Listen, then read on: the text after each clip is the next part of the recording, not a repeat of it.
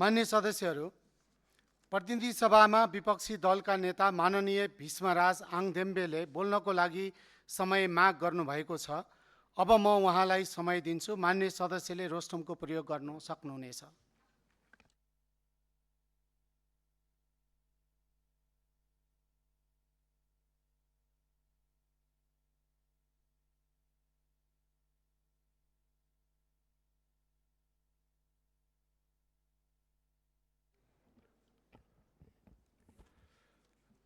धन्यवाद सभामुख महोदय। सर्वप्रथम विपक्षी बेन्चबाट राष्ट्रिय प्रजातन्त्र पार्टीका संसद दलका नेता माननीय ज्ञानेन्द्र साई लगायत धेरै माननीय सदस्यज्यूहरूले यो मुलुकमा घटेको दुर्घटनाहरूको विषयमा, असामयिक निधन भएका व्यक्ति र परिवारको सम्बन्धमा जुन कुरा राख्नुभएको छ, ती सम्पूर्ण मृतक आत्माहरूका प्रति हार्दिक श्रद्धाञ्जली अर्पण गर्न चाहन्छु। शोक सन्तप्त परिवारप्रति संवेदना व्यक्त गर्न चाहन्छु र राज्यले म धन्यवाद पनि दिन चाहन्छु सम्माननीय सभामुख महोदयलाई। कम्तीमा रुलिङ गर्ने यो कामको सुरुवात भएको छ, यसले निरन्तरता पाओस् र राज्यले यसलाई गम्भीरतापूर्वक हेरेर यसलाई न्यूनीकरण गर्ने दिशातर्फ र उद्धार गर्ने दिशातर्फ र घाइतेहरूलाई उपचार गर्ने दिशातर्फ आफूलाई अग्रसर गराओस्, म त्यो भन्न चाहन्छु। श्रद्धेय सभामुख महोदय, सरकारले आफ्नो कार्यकालको पहिलो 100 दिन पूरा गरेको छ। कसैले पनि 100 दिनमै चमत्कार गर्छ भन्ने अपेक्षा गरेको हुँदैन, तर 100 दिनले सरकारको सोच, प्राथमिकता, कार्यशैली, लोकतन्त्रप्रतिको दृष्टिकोण र देशलाई कुन दिशामा लैजान खोजिरहेको छ भन्ने चित्र भने अवश्य देखाउँछ। र 100 दिन उपलब्धिको सूची सार्वजनिक गर्ने अवसर मात्र नभएर आत्मसमीक्षा गर्ने समय पनि हो। यद्यपि यो 100 दिनभित्रमै सरकारले सबै थोक गर्नुपर्छ भन्ने कोणबाट हामीहरू हाम्रा विचारहरू सार्वजनिक गरिराखेका छैनौँ। तर सरकारकै सञ्चालन गरिराख्नु भएको राजनीतिक पार्टीका जिम्मेवार नेताहरूबाटै हामी 100औं दिन पनि कुर्दैनौँ, डे 1 बाटै हाम्रो काम सुरु हुन्छ र हाम्रो मूल्याङ्कन होस् भन्नुभएको पनि छ। यद्यपि यो 100 दिन एउटा लोकतान्त्रिक मूल्य मान्यताभित्र उभिएर राज्यलाई सञ्चालन गर्दै गर्ने पार्टी र साथीहरूलाई हेर्ने दृष्टिकोणको सार्वजनिकीकरण पनि हो। यसबीच सरकारले 100 दिनको अवसरमा सार्वजनिक गरेका उपलब्धिहरू मैले पढेँ। मेरो पार्टीले समीक्षा गर्यो। सरकारले गरेका केही प्रयासलाई म सकारात्मक रूपमा लिन्छु। सुशासन, भ्रष्टाचार नियन्त्रण, प्रशासनिक सुधार, सेवा प्रवाह र केही संरचनागत सुधारका विषयमा सरकार सक्रिय देखिएको छ। सकारात्मक काम जहाँ भएका छन् त्यसको प्रशंसा गर्न हामीले कन्जुसाइ गर्न पर्दैन। विपक्षी दल नेपाली कांग्रेस त्यसमा कन्जुसाइ गर्न चाहँदैन, किनभने सरकार सफल हुँदा अन्ततः सफल हुने भनेको नेपाली जनता हुन् र नेपाल देश हो। तर लोकतन्त्रमा सरकारको मूल्याङ्कन सरकार आफैले तयार पारेको उपलब्धिको पुस्तिकाबाट हुँदैन। मूल्याङ्कन नागरिकको अनुभवबाट हुन्छ, संविधानको सम्मानबाट हुन्छ, संसदप्रतिको उत्तरदायित्वबाट हुन्छ, सार्वजनिक संस्थाहरूको विश्वसनीयताबाट हुन्छ, कानुन सबैका लागि बराबर लागू भयो कि भएन भन्ने आधारबाट हुन्छ र सबैभन्दा महत्त्वपूर्ण कुरा त नागरिकको जीवनमा परिवर्तन आयो कि आएन भन्ने आधारबाट हुन्छ। आज म प्रतिपक्षी दलको तर्फबाट केही प्रश्नहरू गर्न चाहन्छु र यी प्रश्न सरकारलाई अझ जिम्मेवार बनाउनको लागि हो र बिर्सनु हुँदैन कि लोकतन्त्रमा प्रश्न गर्नु विरोध होइन, उत्तरदायित्व हो। सबैभन्दा पहिला हामी प्रधानमन्त्रीको संसदीय उत्तरदायित्वबारे कुरा गर्न चाहन्छौँ। नेपालको संविधानले प्रधानमन्त्रीलाई संसदप्रति उत्तरदायी बनाएको छ। संसद सार्वभौम जनताको प्रतिनिधि संस्था हो। त्यही संस्थाको सदस्य प्रधानमन्त्रीजी हुनुहुन्छ। उहाँको सरकार त्यही संसदको विश्वासमा टिकेको हो। त्यसैले प्रधानमन्त्री संसदप्रति उत्तरदायी हुनुपर्छ।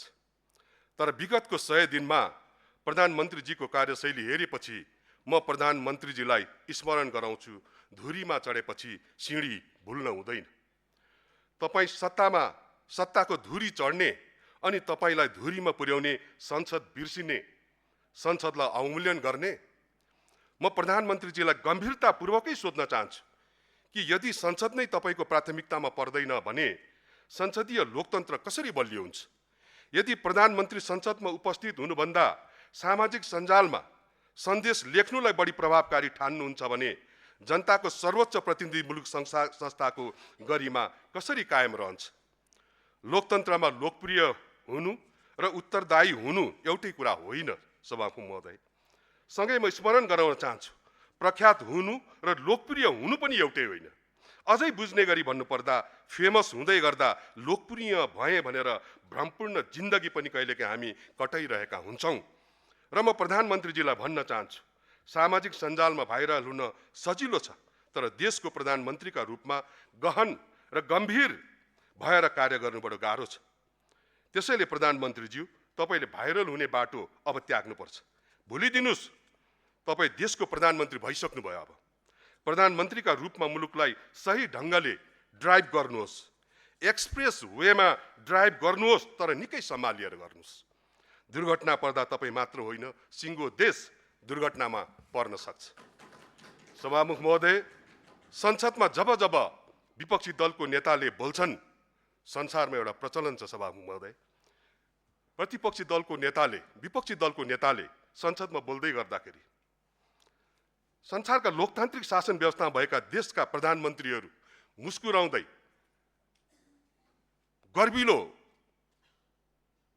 आफ्नो चाहिँ उपस्थिति जनाएर अघिल्लो बेन्चमा बसिरहेका हुन्छन्। मैले प्रधानमन्त्रीजी यहाँ हुनुहुन्न यसमा मलाई आश्चर्य पनि लागेको छैन। यद्यपि यो एउटा प्रक्रियाको कुरा मैले गरेको हो। किन भन्दाखेरि विपक्षी दलको नेताले संसदमा उभिएर बोल्दै गर्दाखेरि उनले गर्ने आलोचनाहरू, उनले गर्ने आलोचनात्मक समर्थनहरू, उनले गर्ने टिप्पणीहरू यो सरकारको निम्ति मार्ग निर्देशन पनि हो। तर मलाई थाहा छ यहाँ प्रधानमन्त्रीको उपस्थिति हुँदैन, त्यो मलाई थाहा थियो। त्यसकारण यति मात्रै मैले उहाँलाई सम्झाउनु खोजेको हो कि संसदमा उपस्थिति हुनु उहाँको जिम्मेवारी हो, सम्झाउनु पर्ने दायित्व मेरो हो। प्रतिपक्षी दलको नेताको हैसियतले मैले मेरो त्यो दायित्व पुरा गरेको छु। यद्यपि म जान्दछु उहाँ हिजो हुनुहुन्न थियो, आज हुनुहुन्न। हिजोको निरन्तरता त्यो मलाई थाहा छ र उहाँलाई पनि राम्ररी थाहा छ। म नहुँदाखेरि पनि, म त्यहाँ नजाँदाखेरि पनि संसदले अब मलाई चिन्दैन, खोज्दैन भन्ने कुरा उहाँलाई पनि थाहा छ। त्यसकारण सायद म फेरि खोजी उहाँको मन दुखाउने काम पनि गर्न चाहन्न। सभामुख महोदय, लोकतन्त्रको अर्को महत्त्वपूर्ण आधार संवाद हो। लोकतन्त्र संवादबाट चल्छ, सहमतिबाट अघि बढ्छ र असहमतिलाई पनि सम्मान गर्छ। तर विगत 100 दिनमा सरकारको कार्यशैली हेर्दा संवादभन्दा दूरी, सहकार्यभन्दा टकराव र परामर्शभन्दा एकल निर्णयलाई प्राथमिकता दिएको देखियो। राष्ट्रिय महत्त्वको विषयमा साझा धारणा बनाएर अघि बढ्नुपर्ने थियो, तर सरकार एक्लै अघि बढ्न खोज्यो। स्मरण रहोस्, खुट्टा सुल्टो जुत्ता उल्टो लगाएर गन्तव्यमा पुगिँदैन। लोकतान्त्रिक बाटो सुल्टो हो। सुल्टोबाट आएका प्रधानमन्त्रीजीले जुत्ता उल्टो लगाउन खोजेपछि निश्चित छ सही गन्तव्यमा पुग्न सकिँदैन। गन्तव्यमा पुग्न सुल्टै बाटो हिँड्नुपर्छ। फेरि छिटो हिँडेर मात्रै पनि पुगिँदैन। हिँड्ने बाटो सही हुनुपर्छ र प्रधानमन्त्रीजी लोकतान्त्रिक संविधानको बाटोबाट आउनुभयो, तर मस्तिष्कमा उत्तर कोरिया बोकेर हिँड्नु भएको भान मलाई भइरहेको छ। सभामुख महोदय, यो राम्रो सङ्केत पटक्कै होइन। म विनम्रतापूर्वक आग्रह गर्दछु, विपक्षी दल देशको समुन्नतिको लागि, लोकतान्त्रिक प्रणालीको सुदृढीकरणको लागि र संविधानको औचित्यपूर्ण संशोधनको लागि सरकारलाई सहयोग गर्न तयार छ। यदि सरकारले राष्ट्रिय सहमतिका लागि हात बढाउँछ भने नेपाली कांग्रेस सधैँ सकारात्मक भूमिका खेल्न पनि तयार रहेको कुरा म यहाँ निवेदन गर्न चाहन्छु। सभामुख महोदय, सरकार लोकतान्त्रिक भन्ने तर अलोकतान्त्रिक काम गर्ने, सुशासन भन्ने, सम्पत्तिको स्रोत नखोल्ने तर 100 दिने उपलब्धिमा सम्पत्ति छानबिन गरेर भ्रष्टाचार विरुद्धको अभियान थालेको छौँ है भनेर भनिराख्ने, स्वाभाविक रूपमा भ्रष्टाचार नियन्त्रणमा सरकारले देखाएको इच्छा शक्तिलाई म स्वागत गर्न चाहन्छु। भ्रष्टाचार गर्ने जोसुकै होस्, जुनसुकै दलको होस्, जुनसुकै पदमा बसेको होस्, कानुनको दायरामा आउनुपर्छ। यसमा नेपाली कांग्रेसको कुनै विमति छैन। तर प्रश्न भने छ सभामुख महोदय, 35 वर्षसम्म देशमा काम गर्ने वातावरण भएन भन्नु भइराख्नु भएको छ प्रधानमन्त्रीजी लगायत सत्ता पक्षका साथीहरूले। तर प्रधानमन्त्री भए लगत्तै प्रधानमन्त्रीजीको सम्पत्तिमा झन्डै 200 तोला सुन देखियो। अन्य मन्त्री परिषदका सदस्यहरूको त्यस्तै धेरै सम्पत्ति विवरणहरू सार्वजनिक भएको छ। यद्यपि नेपाली कांग्रेस किन तपाईले सुन आर्जन गर्नुभयो, किन जम्मा गर्नुभयो, यो सोध्दैन, खोज्दैन पनि। तर सुन आर्जनको स्रोत के हो यो जनताले जान्न पाउनुपर्छ। सार्वजनिक जीवन यापन गर्दै कुनै पनि पदाधिकारीले, कुनै पनि व्यक्तिले त्यसको स्रोत खुलाउनु पर्छ। त्यो सबैको निम्ति हो। त्यसको स्रोत निश्चित रूपमा के हो हामी सोध्छौँ। त्यो सोध्ने त विपक्षीको उत्तरदायित्व पनि हो, हाम्रो जिम्मेवारी पनि हो। यो निर्वाह उत्तरदायित्व हामी गरिराख्छौँ, यसबाट हामी भाग्दैनौँ। म सम्मानित सभामुख महोदयज्यू मार्फत म यो कुरा राख्न चाहन्छु। महोदय, हाम्रो मूल चासो भ्रष्टाचार नियन्त्रण हो, यसमा कुनै शङ्कै छैन। सम्माननीय प्रधानमन्त्रीज्यूको म सम्मानपूर्वक नाम लिन चाहन्छु र भन्छु, छानबिन समिति जो सम्पत्तिको सुरुवात, म विपक्षी दलको नेता हो, मेरो नाम भीष्मराज आङदम्बे हो, मैबाट सुरु गरौँ र प्रधानमन्त्रीजीबाट सुरु गरौँ, अरूबाट होइन, हामीबाटै सुरु गरौँ। हाम्रो सम्पत्तिको छानबिनको सुरुवात हामीबाट सुरु होस्। मेरो पास्तरको उम्लाबुङ, मेरो गाउँ उम्लाबुङ भन्छ त्यसलाई, नौमी डाँडामा स्थित छ, तीनघरे भन्ने छ, सिलौटी, फुङसिङ भन्ने पाखोबारीहरू छ। अन्य स्रोतहरू पनि छन्, राज्यले खोजोस्, त्यो छानबिन होस्। र उहाँको पनि के हो स्रोत, त्यसको छानबिन होस्। मलाई विश्वास छ मेरो प्रधानमन्त्रीले आर्जन गरेको सम्पत्ति कुनै अवैध हो, त्यस्तो मलाई लाग्दैन, त्यो मेरो विश्वास हो। तर परबाट जनताले सोधिराख्नु भएको छ, उहाँलाई भोट दिने जनताले सोधिराख्नु भएको छ। त्यो पनि हाम्रो पूर्वेली, हाम्रो भाषै दार्जिलिङतिरबाट आएको जस्तो हुन्छ। आम्मामा म ब्रो भनेर सुरु हुन्छ त्यहाँ त भाषा सभा महोदय। त्यहाँका जनताले सोधिराख्नुहुन्छ, आम्मामा यति धेरै सुन कहाँबाट आयो? छक्क परिराख्नु भएको छ, सोधिराख्नु भएको छ, त्यसको स्रोत के हो? हो, त्यो जनतालाई उहाँले जवाब दिनुपर्छ। त्यसको स्रोत के हो, कहाँबाट आयो होला? त्यसैले प्रधानमन्त्रीजी छानबिन गरौँ, पूर्व प्रधानमन्त्रीहरूको पनि सम्पत्तिको छानबिन गरौँ, अरू पूर्व उच्च पदस्थ राजनीतिक र कर्मचारी कसको छानबिन गर्नुपर्छ गरौँ, तर सुरुवात अरूबाट होइन, हामीबाटै गरौँ। प्रतिपक्षी दलको नेताको रूपमा मबाट सुरु गरौँ र सत्ताको नेतृत्व गरिराख्नु भएको तपाईबाट, प्रधानमन्त्रीजीबाट सुरुवात गरौँ। प्रधानमन्त्रीजी तयार हो कि होइन? म यो रोस्टमबाट भन्न चाहन्छु, म तयार छु। छानबिन आफैमाथि चाहिँ नगर्ने, अरूमाथि मात्रै गर्ने भन्ने हुँदैन। आज त्यस्तै देखिएको छ सभामुख महोदय। आज सरकारमा रहेका साथीहरू आफूलाई छानबिनको दायराभन्दा धेरै माथि राखेर, आफूलाई कानुनको दायराभन्दा माथि राखेर अरूतिर आँखा लाउँदै गरेको हामीहरूले महसुस गरिरहेका छौँ। अरूतिर गलत छ आँखा नलगाउनुहोस् भनेको होइन, लगाउनुपर्छ, तर आफूलाई कानुन र कानुनको दायराभन्दा माथि राखेको त्यो त्यस्तो खालको त्यो ठिक हुन्न। सभामुख महोदय, सम्पत्ति छानबिन गर्दा चयनात्मक सिद्धान्त प्रयोग नहोस्। आज हामीहरूलाई लागिरहेको छ कि अहिले सरकार सत्ता छानिकन प्रतिशोधात्मक रूपमा अगाडि बढिरहेको हो कि त्यस्तो अनुभूति हामीहरूलाई भइरहेको छ। यद्यपि त्यस्तो नभएको होला, तर त्यस्तै खालको अनुभूति देखाइराख्नु भएको छ। त्यो चयनात्मक प्रयोग नहोस्, म त्यो चाहन्छु। र भ्रष्टाचार विरुद्ध सम्पत्ति छानबिन अभियान विश्वासिलो होस्। त्यो विश्वास तब मात्रै हुन्छ जब प्रधानमन्त्रीजी आफू पनि निष्पक्ष छानबिनका लागि तयार हुनुहुन्छ र आफ्ना मानिसमाथि छानबिनमा त्यतिकै कठोरता देखाउनुहुन्छ जति विपक्षीमाथि देखाउँदै हुनुहुन्छ। र सम्पत्ति छानबिनका लागि आवश्यक कानुन पनि चाहिन्छ।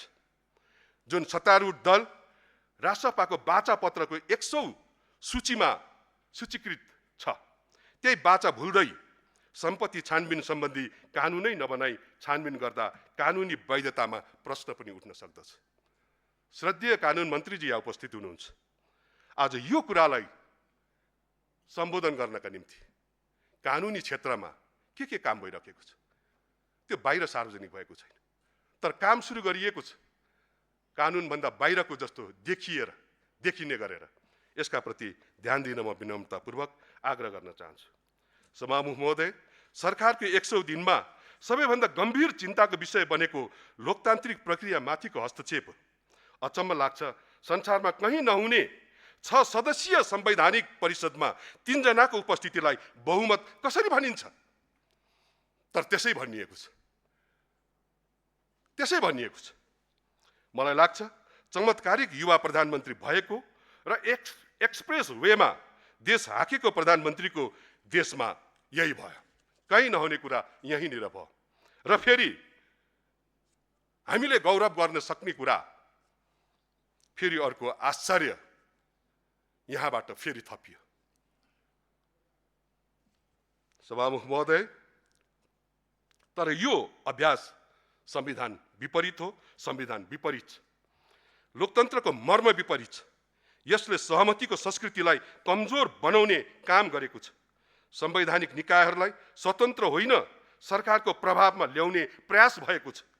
लोकतन्त्रलाई बलियो बनाउने नभई कमजोर बनाउने काम सरकारले गरेको छ। नेपाली कांग्रेस गैर संवैधानिक कार्यलाई स्वीकार्दैन, यसको निन्दा गर्दछ। म विनम्रतापूर्वक सभामुखज्यूलाई आग्रह गर्न चाहन्छु। महोदय, म फेरि दोहोऱ्याउन चाहन्छु, हाम्रो उद्देश्य सरकारको विरोधको लागि विरोध गर्नु मात्र होइन, हामी सरकार सफल होस् भन्ने नै चाहन्छौँ। किनभने सरकार सफल हुने नेपाली जनता हुन्। नेपाली जनताको जीवनमा परिवर्तन आउने हुन्।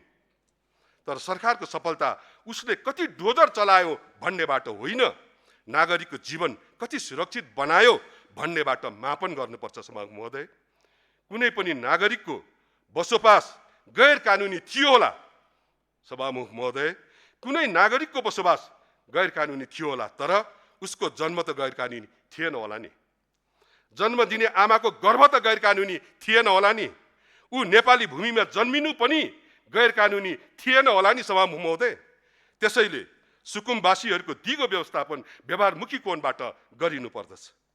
तर समाधानको नाममा हजारौं सुकुम्बासी र अव्यवस्थित बसोबासी नागरिकलाई वर्षायामको मुखमा जसरी वैकल्पिक व्यवस्था बिना विस्थापित गरियो, त्यो सरकारको मानवीय संवेदना शून्य भएको लक्षण थियो। एउटा परिवारलाई हटाउनु अघि कमसेकम त्यो परिवार भोलिदेखि कहाँ बस्छ? वृद्ध, अशक्त, गर्भवती र साना बालबालिकाको अवस्था बारे राज्यले सोच्नु पर्दैन? राज्य यति साह्रो संवेदनहीन बन्न मिल्छ? हिजो व्यवस्थापनको नाममा सुकुम्बासी बस्तीबाट बलपूर्वक हटाउने र आश्रयस्थलमा राख्ने, अनि आज त्यहाँबाट रातारात धपाउने। सभामुख महोदय, आज त्यही क्रियाकलाप हामीहरूले देखिरहेका छौँ। के यो देश ठुलाबडाको मात्रै हो? कालो चस्मा लाउने, कालै कोट र कालै प्यान्ट लगाएर कालै गाडीमा हुइकिनेहरूको मात्रै हो? सभामुख महोदय, सुकुम्बासी, अव्यवस्थित बसोबासी, गरिब, किसान र मजदुरहरूको चाहिँ यो देश होइन भने भन्नु पर्यो। यदि हो भने किन अत्याचार गरिन्छ शक्तिहीन नागरिकमाथि? के यो लोककल्याणकारी राज्यको चरित्र अनुकूल छ? म सोध्न चाहन्छु सरकारलाई सभामुख मार्फत।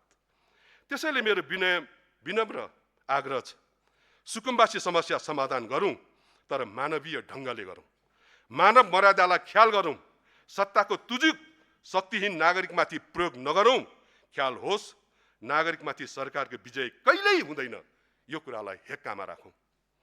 यद्यपि हालै सरकारको आलोचना गर्ने सुकुम्बासी डम्बर तामाङलाई प्रहरीले पक्राउ गर्यो। म उनको रिहाईको माग गर्न चाहन्छु। एउटा गरिब किसान र मजदुर जसको एक दिनको अनुपस्थितिले परिवारमा कुन भोग निम्त्याउँछ, कुन पीडा निम्त्याउँछ, त्यो हामी महसुस गर्न सक्दछौँ। त्यसको क्षतिपूर्तिको व्यवस्था पनि गरोस् राज्यले। म त्यो पनि आग्रह गर्न चाहन्छु। जबकि सरकारकै कोही मन्त्रीले निर्माण व्यवसायको खुट्टा भाँचिदिन्छु भनेको भिडियोमा देखियो। मलाई लाग्दैन कि त्यो एआईबाट निर्मित भिडियो भनेर सभामुख महोदय। सत्तारूढ दलकै केही सांसदले त झन् प्रहरीलाई सडकमा घिसार्ने जस्ता हिंसा प्रेरित उत्तेजक र कानुन विपरीतको अभिव्यक्ति दिनुभयो। सायद त्यो पनि थिएन एआई निर्मित भिडियो। सभामुख महोदय, माननीयजी यहीँ कतै हुनुहुन्छ होला, तर सरकार यी सबै कुराहरूको विषयमा मौन बसिरह्यो, सुनिरह्यो। हेक्का रहोस्, यो नागरिकको आवाज थुन्ने अन्ध्यारो शासन होइन। त्यसलाई त नेपाली जनताले 7.5 दशक अघि नै इतिहास बनाइसके। अब त्यस्तै इतिहासको पुनरावृत्ति हुँदैन, हुन दिँदैनौँ पनि। तर ठुलालाई जे भन्दा पनि छुट र सानालाई पक्राउ गर्ने भन्ने हुँदैन सभामुख महोदय। र लोकतन्त्रमा सरकारको आलोचना गर्नु अपराध होइन। सरकारसँग असहमत हुनु विरोध होइन र असहमतिलाई दमन गरेर लोकतन्त्र बलियो पनि हुँदैन। लोकतन्त्र बलियो तब हुन्छ जब सरकारले आफ्ना आलोचकका कुरा पनि धैर्यपूर्वक सुन्न सक्छ। सभामुख महोदय, नेपालको संविधान नेपाली जनताको दशकौं लामो सङ्घर्ष, बलिदान, आन्दोलन र राजनीतिक सहमतिबाट बनेको राष्ट्रिय सहमतिको दस्तावेज पनि हो। त्यसैले आज बहस सुरु भएको छ संविधान संशोधन गर्ने भनेर। संशोधन संविधानमा गर्न नपाइने भन्ने होइन, पाइन्छ, गर्नुपर्छ।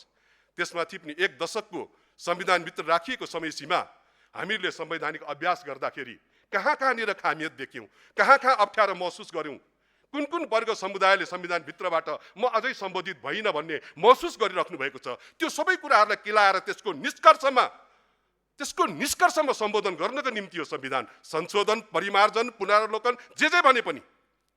तर आज त्यो वर्ग समुदाय जस्तो संविधानको त्यो मर्ममा अझै पनि गुनासो गरिराख्नु भएको छ।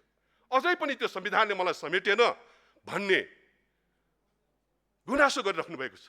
उनीहरूको भावनालाई भन्दाखेरि पनि हामीहरू आफ्नो दुनो सजाउनेतर्फ अगाडि बढिरहेको हो कि भन्ने खालको अनुभूति पनि भइरहेको छ। हामीलाई थाहा छ यो संविधान कुनै धर्मशास्त्र पनि होइन जसको कुनै आकार उकार इकार परिवर्तन नगर्ने होस्। यो शिलालेखमा लेखिएको त्यस्तो अक्षर पनि होइन जसलाई मेटाउनै पनि नसकियोस्। यो परिवर्तनशील छ। यसका प्रति पनि यसको संवेदनशीलतालाई हामीहरूले महसुसै गर्न सकेनौँ। तर संशोधनको नाममा संविधानको आधारभूत मर्म, लोकतान्त्रिक मूल्य र संघीय व्यवस्थामाथि अनावश्यक छेडखानी नेपाली कांग्रेसलाई स्वीकार्य हुँदैन।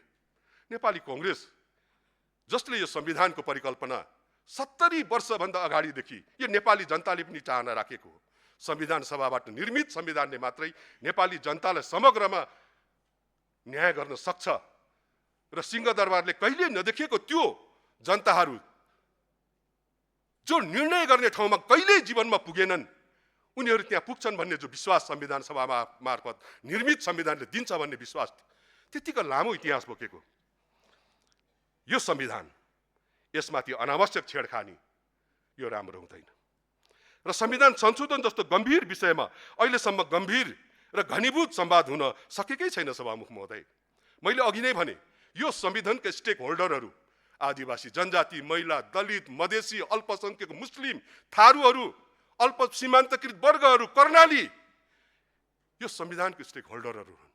हामीले हिजो संविधान सार्वजनिक गर्दाखेरि भगवानको कृपाले त्यो दोस्रो संविधान सभामा म पनि थिएँ र संविधानमा साह्रै मसिनो गरी छलफल र बहसमा मैले पनि भाग लिएको थिएँ। त्यतिखेर एक समय थियो सभामुख महोदय, झन्नै संवैधानिक रिक्तता आइसकेको थियो। हामीहरूले एउटा कर्मचारी मार्फत, एउटा न्यायमूर्ति मार्फत दोस्रो संविधान सभा सम्पन्न गरेर हामीहरूले सार्वजनिक गरेको यो संविधान सार्वजनिक गर्दै गर्दाखेरि एकातिर दीपावली अर्कोतिर संविधान च्यातिएको त्यो यथार्थतालाई हामीले बिर्सन हुँदैन। मैले त्यो कुरा किन सम्झाएको भन्दाखेरि त्यतिखेर पनि संविधान सार्वजनिक हुँदै गर्दाखेरि गुनासाहरू टुङ्गिएको थिएन।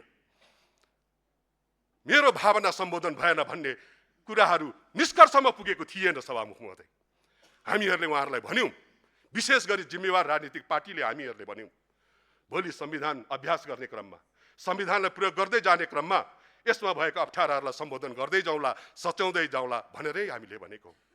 आजको मितिमा यो संविधानमाथि हामीहरूले कहाँ कहाँ अप्ठ्यारो देखियो, आदिवासी जनजातिले कहाँनिर मलाई सम्बोधन गरेन कि भन्ने महसुस गर्नुभयो, महिला दिदीबहिनीहरूले कहाँनिर महसुस गर्नुभयो, दलित दाजुभाइ दिदीबहिनीहरूले कहाँनिर मलाई म देखिएन भन्ने महसुस गर्नुभयो, कर्णालीले, सीमान्तकृत वर्गले, अल्पसङ्ख्यकले, अन्य कयौँ त्यस्ता वर्गीय वर्गहरूले यो संविधानले मलाई कहाँ सम्बोधन गर्न सकेन भन्ने महसुस गर्यो। त्यसमा छलफल हुनुपर्ने बेलामा फेरि हामी घुमिफिरी रुमजाटार बनेको जस्तो हामीहरू अर्कै मोडतर्फ जाँदै गरेको अनुभूति पनि भइराखेको कुरा म श्रद्धेय सभामुखज्यूलाई म हार्दिक विनम्रतापूर्वक आग्रह गर्न चाहन्छु।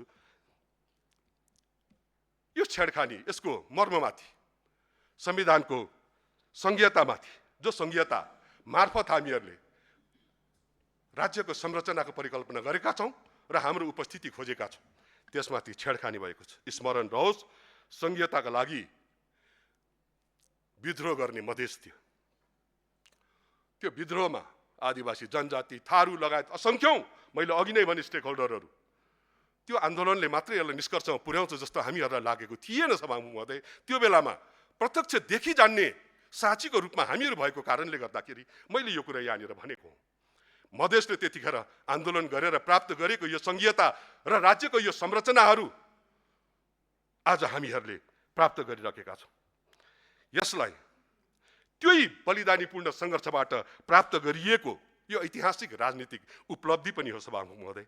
त्यसै हुनाले संघीयता सितिमिति आएको व्यवस्था होइन, यसलाई त्यस ढङ्गले हेर्न पनि हुँदैन। यसलाई तलमाथि गर्न सकिन्छ भनेर नसोचियोस्, बरु सोचियोस् कसरी संघीयता सबलीकरण गर्ने भनेर।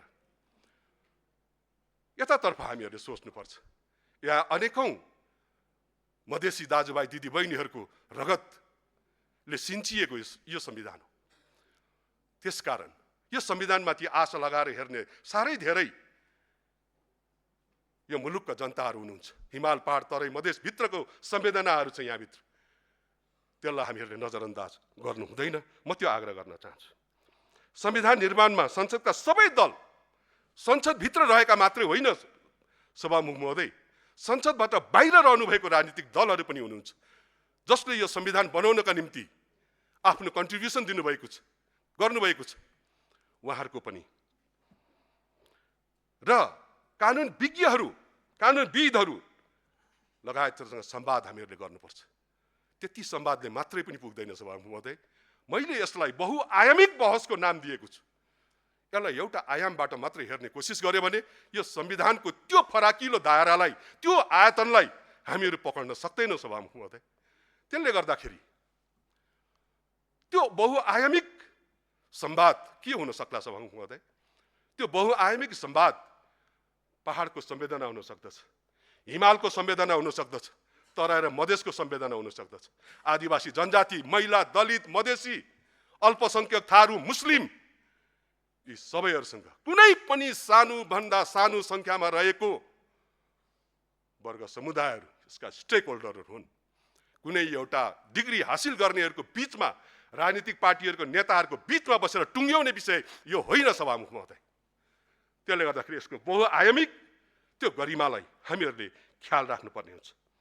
केमा संशोधन गर्ने गरौँ, तर संविधानको मूल संरचनामाथि प्रहार नगरिकन यसलाई थप सुन्दर बनाउनका लागि, डाफे जस्तै सप्तरङ्गी बनाउनका लागि, अविरल बग्ने इन्द्रावती जस्तो बनाउनका लागि हामीहरूले छलफल गर्ने हो, बहस गर्ने हो। यसलाई थप सुन्दर बनाउने, मान्य सदस्य आफ्नो यसको भनाइ स्वामित्वलाई छुट्याउनु पर्यो। सक्ने होइन। मैले सके सभामुख महोदय। मौजूदा संविधान पूर्व प्रधानमन्त्री नेपाली कांग्रेस सभापति पनि हुनुहुन्थ्यो, सुशील कोइरालाज्यू प्रधानमन्त्री हुँदाखेरि यो जारी भयो र कांग्रेसकै निवर्तमान सभापति श्रद्धेय शेरबहादुर देउवा प्रधानमन्त्री भएपछि संविधानको कार्यान्वयनको थालनी भएको हो। त्यसो हुनाले यो संविधानको अभिभावकत्व र अपनत्व सबैभन्दा बढी कांग्रेसले वहन गर्छ। यो हाम्रो अभिभारा पनि हो। त्यसकारण यो अभियानमा हाम्रो साथ सदैव सत्तालाई रहन्छ। तर सर्वपक्षीय रूपमा संविधान संशोधनको प्रक्रिया अगाडि बढाउनु पर्छ भनेर हामीले भन्दै गर्दाखेरि यसरी बढ्दै नबढेको हो कि त्यो अनुभूति पनि हामीहरूलाई भइरहेको छ। अहिले जसरी संविधान संशोधनलाई हल्का रूपमा लिएर सरकारले संवैधानिक कानुनका ज्ञात नभएको, संविधान निर्माता नभएको व्यक्तिलाई संयोजक बनाएर बहसपत्र जसरी तयार गरिँदैछ, यो एकदमै अपरिपक्व काम भइरहेको छ भन्ने पनि हाम्रो ठहर हो। यो संविधानमा आफ्नो आसेपासेमा रहनुभएको, संविधानमा कुनै कन्ट्रिब्युसन नरहेको, या हाम्रो संविधानले चिनेको बहालवाला प्रधान न्यायाधीश या रिटायर को हुनुहुन्छ, उहाँ मार्फत यो प्रक्रियाको थालनी खोज्नु पर्नेमा आज जसरी जाने कोसिस गरिराख्नु भएको छ, त्यसका प्रति हाम्रो गम्भीर ध्यान गएको छ। यसमा कांग्रेसको रिजर्भेसन थियो, छ, रहनेछ। हामीले भन्दै आएका छौं, सर्वोच्च अदालतका पूर्व न्यायाधीशको नेतृत्वमा संविधान संशोधन सुझाव आयोग गठन हुनुपर्छ भनेर हामीहरूले भनिराखेको। यसबीच सत्तारूढ दल संघीयता मास्नेतिर उद्धत भएको हो कि भन्ने खालको अनुभूति पनि भएको कुरा म निवेदन गर्न चाहन्छु सभामुख महोदय। संघीयताको मेरुदण्ड मानिने प्रदेश सभा खारेजीको प्रस्ताव पारित गरिएको छ र त्यसलाई राष्ट्रसभाको राजनीतिक दृष्टिकोण भनिएको छ। म सोध्न चाहन्छु सरकारलाई, जनकपुर र झापा पुगेर वर्तमान प्रधानमन्त्रीजीले संघीयता बलियो बनाउने चुनाव अघि भन्नुभएको थियो, तर सत्तारूढ राष्ट्रसभाको पहिलो महाधिवेशन स्थल चितवन पुग्दै गर्दाखेरि त्यो खारेजीको विषय कसरी बन्न सक्यो, यो म सोध्न चाहन्छु। त्यति मात्र होइन, अहिले भर्खरै मात्रै तनहुँमा शुक्ला गण्डकीमा पूर्वाधार मन्त्रीजी कार्यकर्तासँग भेटघाट या चाहिँ आफ्नै कामको सिलसिलामा जानुभएको होला। त्यहाँनिर पुगेर उहाँले प्रदेश मन्त्रीलाई कारबाही गर्छु, थुन्छु भन्नुभएछ, मेयरलाई कारबाही गर्छु भनेर भन्नुभएछ। यो ग्राह्य हो सभामुख महोदय। हामीले के कुरा बिर्सन हुँदैन भन्दाखेरि प्रदेश मन्त्री पनि जनताबाटै निर्वाचित भएर आएको, मेयर पनि जनताबाटै निर्वाचित भएर आएको र हामीहरू पनि जनताबाटै निर्वाचित भएर आएको। यसका पनि समाधान खोज्ने कानुनी दायरा होलान्, लिमिटेसन्सहरू होला। कानुनी बाटोबाट यसको निदान नखोजेर योभन्दा अगाडि खुट्टा भाँचिदिन्छु भन्ने अभिव्यक्ति र आज आएर फेरि यो खालको अभिव्यक्तिले मुलुक कहाँतिर जाँदैछ, मैले श्रद्धेय सभामुखजीको ध्यान आकर्षण गराउनु मात्रै खोजेको। यसरी प्रदेश सभाको विषयमा व्यक्त अभिव्यक्तिहरू प्रधानमन्त्रीजी र सम्बन्धित पार्टीका आदरणीय नेताहरूको बीचको भावनाहरूमा मेल नखाँदाखेरि कसको कुरालाई हामीले आधिकारिक मान्नुपर्ने हो, त्यो अन्यलतामा पनि मुलुक रहेको कुरा पनि म सोध्न चाहन्छु। मलाई एउटा हाम्रो पूर्वकै हुनुहुन्छ, उहाँ लोकप्रिय गायिका हो, उहाँ हाम्रो गायिका हुनुहुन्छ कुन्ती मोक्तानजी। भनाइ सक्नेतिर लागौँ। मैले सकिहाल्छु महोदय। उहाँले भन्नुभएको थियो, गोठाला जाँदा लाएको माया खेताला जाँदा भुलेछ भनेर भन्नुभएको थियो। म सोध्न चाहन्छु, जनकपुरमा प्रधानमन्त्रीजीले बोल्नुभएको चितवन पुग्दा कसरी भुल्नुभयो, उहाँले कसरी भुल्नुभयो? चुनावको बेलामा मधेसको सेन्टिमेन्टमाथि उभिएर त्यहाँको इमोसन्सहरूलाई जसरी क्याप्चर गर्नुभयो उहाँहरूले, त्यो चितवन पुग्दाखेरि त्यो ब्ल्याकमेलमा कसरी रूपान्तरित भयो? जनताको, मधेसको जनताको इमोसन्समाथि कसरी खेल्न कोसिस गरियो? जबकि यो संघीयता मधेसको जनताहरूले लडेर ल्याएको, रगतले साटेर ल्याएको यो संघीयता थियो। यो राम्रो होइन। प्रधानमन्त्रीजीले त्यसबेला मधेसको नागरिक काठमाडौँ आउने होइन, जनकपुरमै सबै काम गर्ने हो, काठमाडौँ त घुम्न जाने हो भनेर संघीयतालाई बलियो बनाउने कुरा गर्नुभएको भुल्नु भएन। सभामुख महोदय, सरकारको 100 दिन पुगेपछि मैले सोचेँ त्रिभुवन अन्तर्राष्ट्रिय विमानस्थलमा देखिएका भिड विदेशबाट फर्किएका युवाको स्वागत गर्न पुगेका आफन्तहरूको होला। मलाई त्यस्तो लागेको थियो। 100 दिनकै दिन संजोगले म त्यही बाटो भएर डोमेस्टिकबाट म घर फर्किने गर्ने क्रममा मैले त्यहाँ त्यो भिड देखिएको थिएँ। मैले हेरेको थिएँ सरकारको 100 दिनमा 100 युवाहरूलाई फर्काएर ल्याउने, रोजगारी दिने। मलाई लाग्यो उहाँहरूको स्वागतमा आफ्नो परिवारहरू उभिनु भएको छ। तर मेरो सोच बिस्तारै त्यही परिवारको मलिन अनुहारहरू देख्दाखेरि, आफ्नै परिवारको एउटा सदस्य विदेशिँदै गरेको कानुनिक दृश्य देख्दाखेरि मलाई त्यस्तो लागेन सभामुख महोदय। 100 दिनमै विदेशबाट कम्तीमा 100 युवालाई फर्काएर स्वदेशमै रोजगारी दिने बाचा मिथ्या हुँदै गरेको मैले त्यहाँनिर देखेँ। त्यसका लागि सत्ता पक्षका आदरणीय नेतृत्वहरूले त्यतिखेर भन्नुभएको थियो अस्ट्रेलिया, युरोप र अमेरिकाको गल्ली गल्लीमा स्टिकर टाँच्ने र युवाको लागि देश फर्क अभियान चलाउने र विदेशमा जति नै कमाइ हुने गरी रोजगारी दिने भनिएको थियो। तर अहिले लाग्छ ती सबै बाचाहरू पनि भुल्नका निम्ति नै रहेछ सभामुख महोदय। मैले इतिहासमा दुईटा यस्ता कुराहरू पाएको छु सभामुख महोदय, मेरो कुरा टुङ्ग्याउँदैछु। एकचोटि बहुदलीय व्यवस्थाको पुनर्स्थापनापछि तत्कालीन अवस्थामा 4 बिघा जग्गा, 4 तोला सुन, पम्फादेवीको स्विजरल्यान्डमा राखेको पैसा, यो खालका नाराहरू आएको थियो। त्यसमा पनि जनताहरूले दिल खोलेर भोट हाल्नु भएको थियो। आज पनि त्यो खालको अवस्था मैले यहाँनिर देखिरहेको छु। लाग्छ त्यो पनि भुल्नकै लागि जसरी योभन्दा धेरै वर्ष अगाडि गरिएको बाचा थियो, आज पनि त्यो भुल्नका निम्ति गरिएको बाचा जस्तो यो देखिएको छ सभामुख महोदय। यदि होइन भने विदेशबाट फर्काउने भनिएको कम्तीमा 100 युवाहरू कुन विमानबाट आए सभामुख महोदय? कि ती हाम्रा युवाहरूलाई फर्काउने जहाज अझै रनवेबाट उड्नै सकेन? यसको जवाब म सरकारसँग माग्न चाहन्छु। त्यसको जवाब सरकारले दिनुपर्छ यो रोस्टमबाट, म त्यो आग्रह गर्न चाहन्छु। हामीले संविधानको धारा 76(9) मा प्रधानमन्त्री सहित मन्त्रीको संख्या 25 को परिकल्पना गरेका छौँ। त्यसमा घटाएर मन्त्रालयको संख्या घटाउनु भएको छ। यसको लागि म धन्यवाद दिन चाहन्छु। यसले मितव्ययतालाई यसले कायम राखेको भन्ने तपाईहरुको भनाइको म कदर पनि गर्न चाहन्छु। तर सचिव स्तरीय 57 जना सल्लाहकार र स्वकीय सहित 200 भन्दा बढीको सदस्यीय सचिवालय बनाएर राज्य कोषमाथि थप भार थोपर्ने काम किन गरियो? मन्त्रालयको संख्या घटाएको भन्दै मितव्ययताको प्रचार त गरियो, तर सयौं राजनीतिक नियुक्ति गरेर कार्यकर्ता व्यवस्थापनलाई प्राथमिकता दिएको कुरा पनि म यहाँनिर निवेदन गर्न चाहन्छु। सक्यो सभामुख महोदय, 2 पन्ना रहेछ। सरकारप्रति प्रश्न सदस्य अब सकियो। सरकारप्रति प्रश्न छ। सक्यो सभामुख महोदय। सरकारप्रति प्रश्न छ, यदि प्रशासनिक संयन्त्र सक्षम छन् भने यति ठूलो सल्लाहकारको फौज किन चाहियो? यसबाट जनताले कस्तो अतिरिक्त सेवा पाए?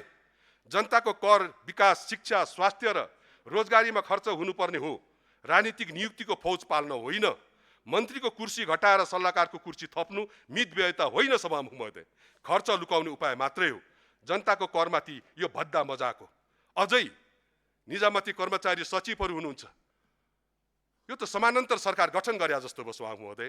यसका प्रति पनि म गम्भीर आपत्ति जनाउन चाहन्छु। सभामुख महोदय, वर्तमान सरकार पारदर्शिताका नारा दिएर सत्तामा पुगेको हो, तर सरकार पूर्णतः अपारदर्शी देखिएको छ।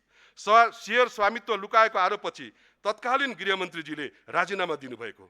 त्यसपछि गठित छानबिन समितिको प्रतिवेदन आजसम्म सार्वजनिक गरिएको छैन। हामीले पटक पटक उक्त प्रतिवेदन सार्वजनिक गर्न माग गर्यौं, तर सरकारले निरन्तर लुकाउने काम गरिरहेको छ।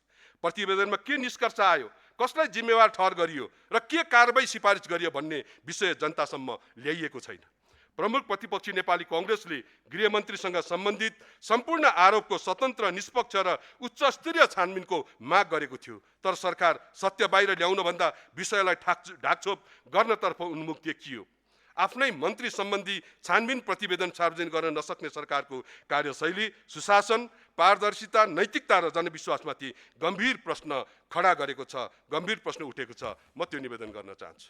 सभामुख महोदय, सरकारको प्रतिबद्धता पत्रमा 5 वर्षभित्र बहुआयामिक गरिबी 10% मा झार्ने ठूलो घोषणा गर्नुभएको छ, तर बजेटले भने शिक्षा र स्वास्थ्यमा 3% समता शुल्क थपेर जनताको ढाड सेक्ने काम गरेको छ।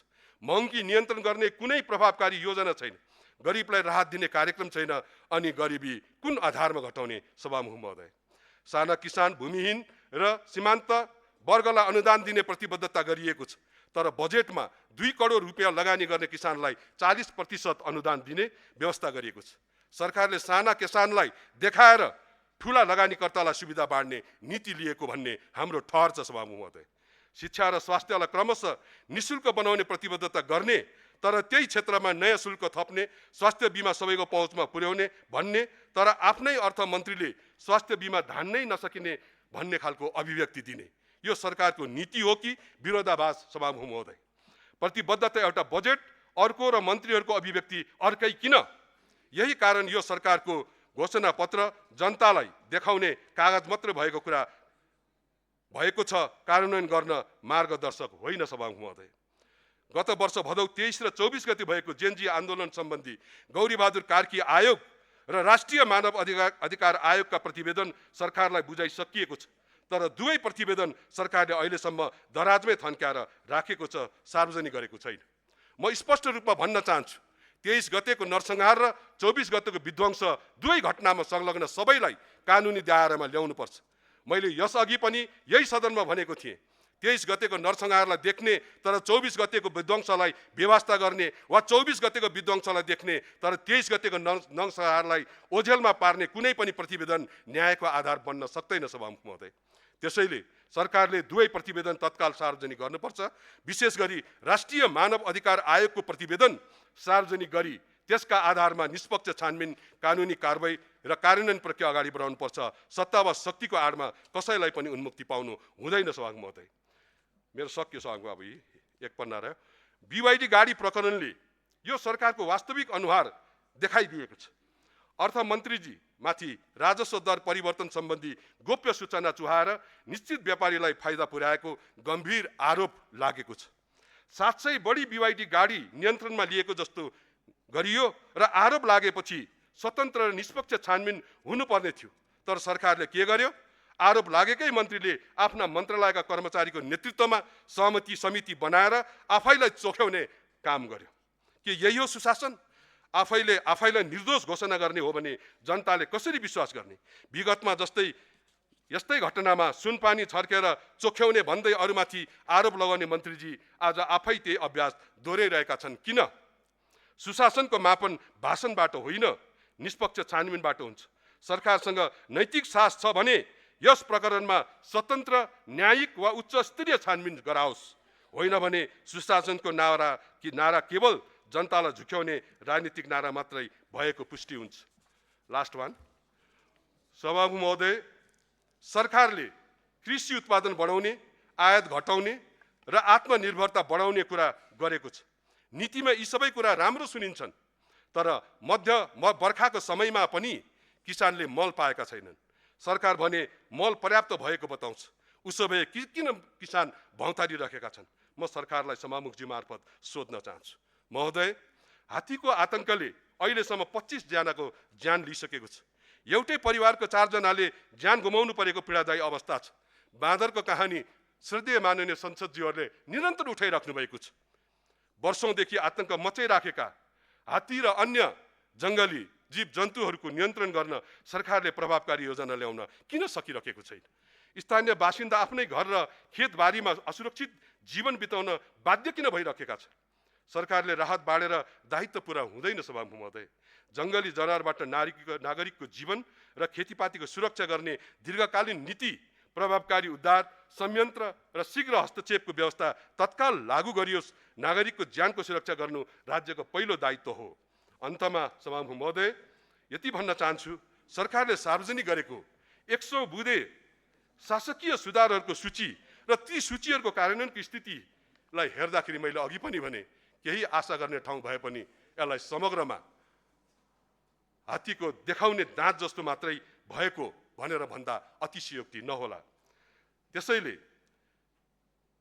यो कागजमा सुधार, व्यवहारमा अपारदर्शिता, भाषणमा सुशासन, कार्यशैलीमा चयनात्मकता, प्रतिबद्धतामा लोकतन्त्र, अभ्यासमा एकल निर्णय जनतालाई आशा देखाइयो तर परिणाम निराशाजनक आयो। फेरि पनि भन्छु, लोकतन्त्रमा सरकारको मूल्याङ्कन प्रचार पत्रले हुँदैन, जनताले गर्ने हुन्। यी सबै कुरा जनताले आफ्नो कालो डायरीमा टिपोट गर्दै गरेको होलान्।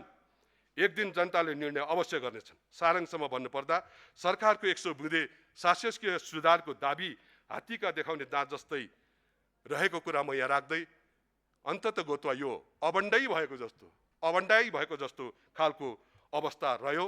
काले काले मिलेर खाउँ भाले भनेको जस्तो पनि अवस्था रह्यो। यति नै कुरा भने सभामुख महोदय, समयको लागि धेरै धेरै धन्यवाद। धन्यवाद सभामुख महोदय।